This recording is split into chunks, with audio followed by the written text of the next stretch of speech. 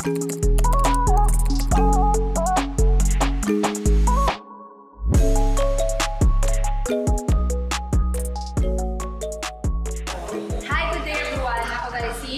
Shara, isa ako kapamangtanon sa Father's House Christian Fellowship, and gusto ko lang i-share ang akong malipot nga testimony kung paano ko nakilala si Jesus Christ sa akong kabuhi. So before ko nakilala ang Ginoo, ang akong kabuhi tama ikadulong sa kundiin ang akong nga panimalay tama gamuno tama kagamo, and di man namin experience nga nagposang ako nga trauma kang nagtubo sa dumot sa akong kabuhi.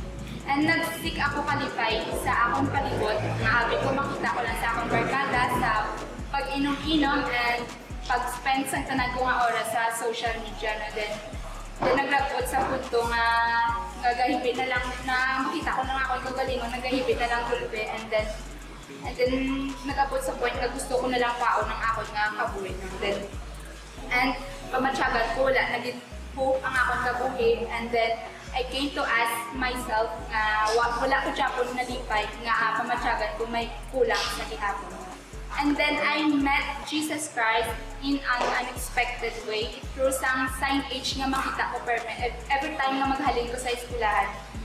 Hindi siya gali isa ka building nga church sa gali, and wala ko nag-expect nga ang building nga ini amo ang maka-witness kung paano nagbago ang akong kabuhi. Akong pagid gina-expectar sa amon nga pamukaw concert nga madamo pagid nga pamantalon nga makakita paglaom halin kay Jesucristo, kay ang matudtuon nga kalipay hindi naton ni makita sa kalibutan kundi yadto lamang kay Jesucristo. Gani gina-imbitar ko gid kamo sa amon nga palabuton nga pamukaw concert on 6 November 16. See you!